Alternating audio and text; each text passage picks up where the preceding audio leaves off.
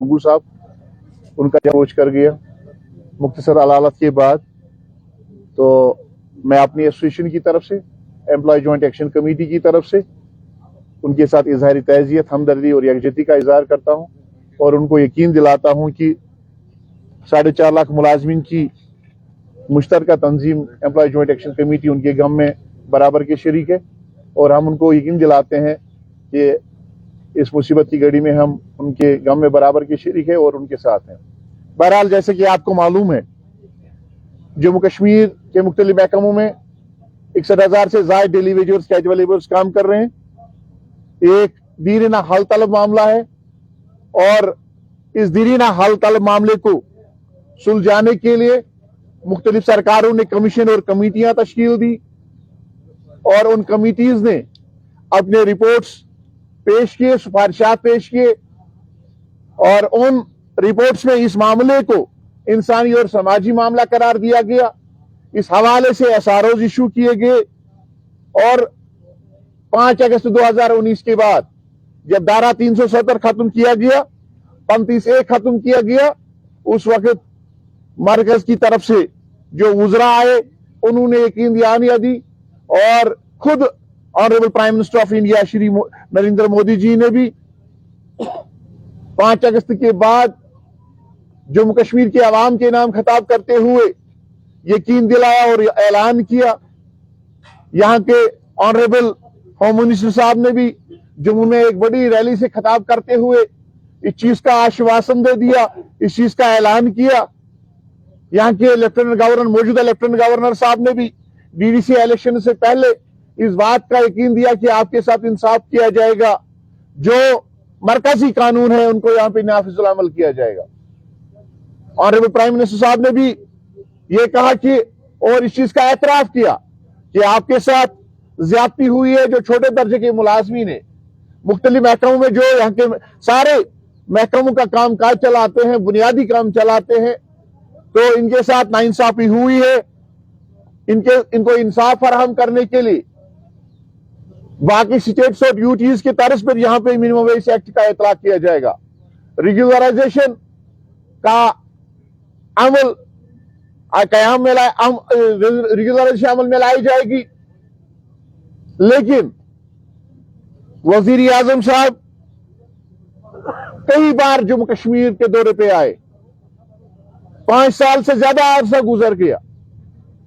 Honourable finance minister of India ने 5वां budget parliament में पेश किया जम्मू कश्मीर का, लेकिन डेली वेजर्स, कैजुअल लेबर्स के हवाले से उसमें एक शब्द भी नहीं है। इसी तरीके से जम्मू कश्मीर के हवाले से जो बुलंद बांग दावे किए गए, वजीर आजम साहब ने ललकार रैली में भी वादा किया था और जब जम्मू आए तो वो अपना वादा भूल गए। अब 7 तारीख को उनको कश्मीर के दौरे पे आना है। इस सिलसिले में तैयारियां, इंतजामात को हतमी शक्ल दी गई। मैं आपको कल का ही एक वाक़ा आपके साथ शेयर करना चाहूंगा।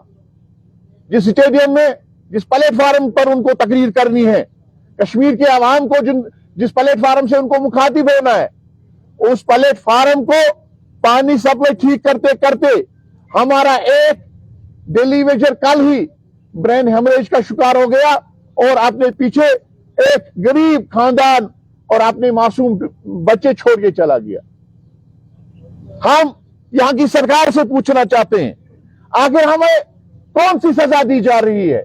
अगर हमने पेरमाइल में, अनरेस्ट में, कोविड में, जैसे भी हालात हो, फ्लड्स में, जब यहां तबाकुन से हालात 2014 का आ गया, तो उन हालात में भी हमने अपना सब कुछ कुर्बान करके यहाँ की आवाम की खिदमत की है, यहाँ की सरकार की खिदमत की है। तो क्या वजह है कि डेली वेजर्स के साथ बार बार वादे करके रियासती सतह से लेके मरकजी सतह तक, यहाँ वजीर आजम साहब हिंदुस्तान की बड़ी पंचायत को रिप्रेजेंट करते हैं, पार्लियामेंट ऑफ इंडिया को पंचायत रिप्रेजेंट करते हैं और उनका नारा था मोदी है तो मुमकिन है। लेकिन कश्मीर आके, जम्मू कश्मीर आके वो ये नारा क्यों भूल जाते हैं? वो यहाँ के आरजी मुलाजमीन को क्यों भूल जाते हैं?